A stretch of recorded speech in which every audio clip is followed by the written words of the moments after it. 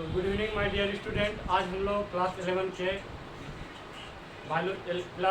Biology के दूसरा chapter देखेंगे, बायोलॉजिकल क्लासिफिकेशन। क्या देखेंगे हम लोग? Biological classification. इसमें क्या गया है, जितने भी दुनिया में समस्त जीव है उसको अध्ययन के सुविधा के अनुसार साइंटिस्ट आए और उसको क्या किया है, अलग अलग मतलब क्लासीफाइड किया गया, उसको वर्गीकृत किया गया ताकि उसको क्या किया जा सके, आसानी से अध्ययन किया जा सके। तो हम लोग देखेंगे बायोलॉजी का जो पहला आपका सबसे अर्लीस्ट, जिसे फादर ऑफ बायोलॉजी कहा था, अरस्तु, उन्होंने ही क्या किया था। अरस्तु ने जो पहले देखेंगे, जिसे इंग्लिश में क्या कहते हैं, एरिस्टोटल कहते हैं। क्या कहते हैं? एरिस्टोटल। अरस्तु ने ही क्या किया था, सबसे पहले एनिमल को उन्होंने दो भागों में बांटा था। क्या किया गया था? एनिमल को उन्होंने दो भागों में बांटा था। एनिमल्स को उन्होंने दो भागों में बांटा था। क्या? रेड ब्लड के आधार पर। किसके आधार पर? रेड ब्लड के आधार पर। उन्होंने कहा था जिस जीव में क्या होते हैं, रेड ब्लड प्रेजेंट होते हैं, उसे क्या कहते हैं? एनाइमा कहते हैं। क्या कहते हैं? एनाइमा कहते हैं। क्या कहते हैं? एनाइमा कहते हैं। क्या कहते हैं? एनाइमा। उन्होंने क्या कहा? जिसमें रेड ब्लड क्या होते हैं, प्रेजेंट होते हैं। रेड ब्लड प्रेजेंट होते हैं, उसे क्या कहते हैं? एनाइमा कहते हैं। और उन्होंने कहा जिस एनिमल्स में क्या होते हैं, रेड ब्लड नहीं होते, उसे क्या कहते हैं? एनाइमा कहते हैं। क्या कहते हैं? उन्होंने क्या कहा? Without red blood, without red blood animal क्या होते हैं, इसमें रेड ब्लड प्रेजेंट नहीं होते हैं। उन्होंने क्या किया था, जितने भी एनिमल है, समस्त दुनिया के एनिमल को उन्होंने दो ही भागों में बांटा था। किसके आधार पे?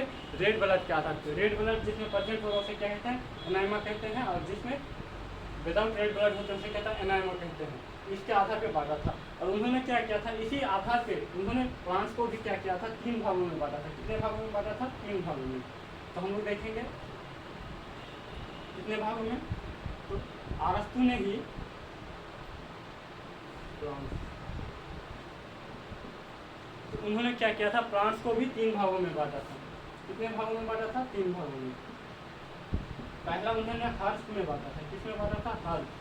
दूसरा उन्होंने बांटा था सर्फ में बांटा था, सर्फ में बांटा था। तीसरा बांटा था उन्होंने ट्री में। किसमें बांटा था? ट्री में। तो हर्ष हम लोग जानते हैं, जिससे जनरली हम लोग क्या होते हैं, टहनियाँ वहनियाँ नहीं होते, जैसे ग्रासेस, घास, जितने भी घास होते हैं वो किसमें आते हैं? हर्ष में आते हैं। आपको एक क्वेश्चन, बहुत इंपॉर्टेंट क्वेश्चन है, पिछले ग्रासेस का बात आया है यहाँ पे, तो ग्रासेस से ही आपको उचित। तो दुनिया का जो सबसे लंबा ग्रासेस होता है, घास होता है, वो होता है bamboo.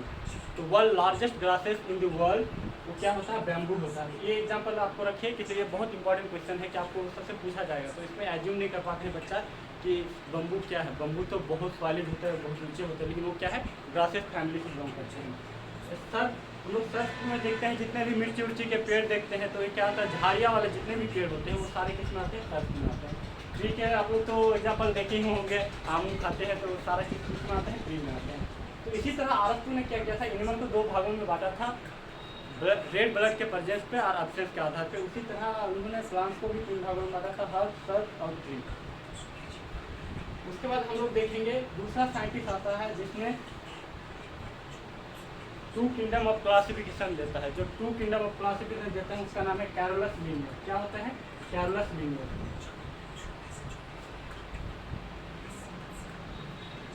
Carolus linear.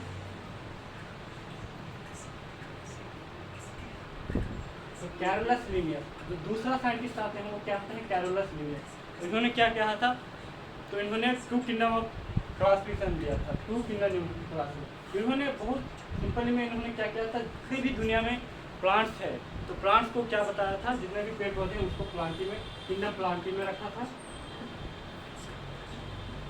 Kingdom Plantae में रखा था। और दुनिया में जितने भी जीव है उसको किंगडम किस में रखा था? किंगडम एनिमेलिया में रखा था। किस में रखा था?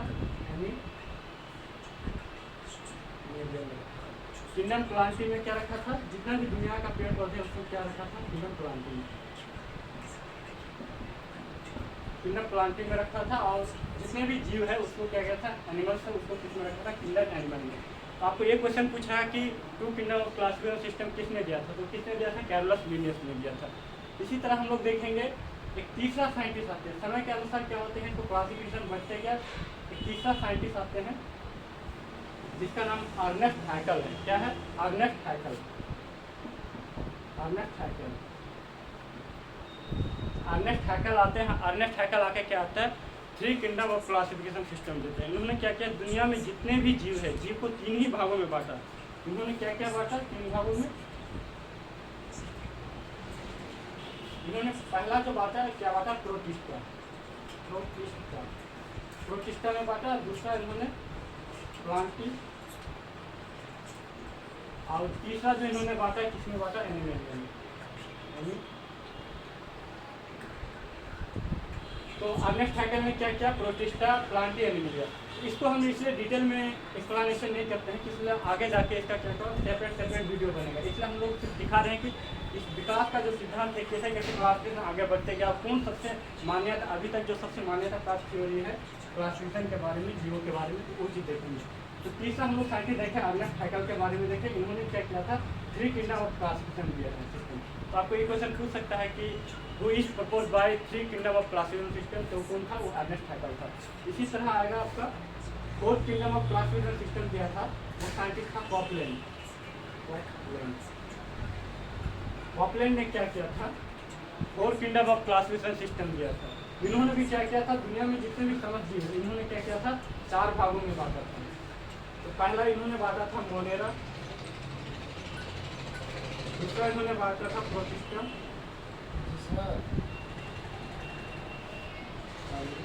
तीसरा इन्होंने बांटा था प्लांटी,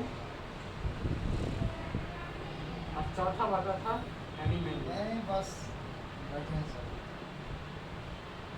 तो इन्होंने क्या किया था? कॉपलैंड ने 4 किंगडम ऑफ क्लासिफिकेशन सिस्टम दिया था। अब हम लोग देखेंगे जो अभी सबसे मोस्ट एक्सेप्टेड थ्योरी है, जो अभी तक सबसे ज़्यादा मान्यता प्राप्त थ्योरी है, उस थ्योरी को हम लोग देखेंगे। और यही थ्योरी के बारे में हम लोग को डिटेल में पढ़ना है, जिसका नाम क्या है?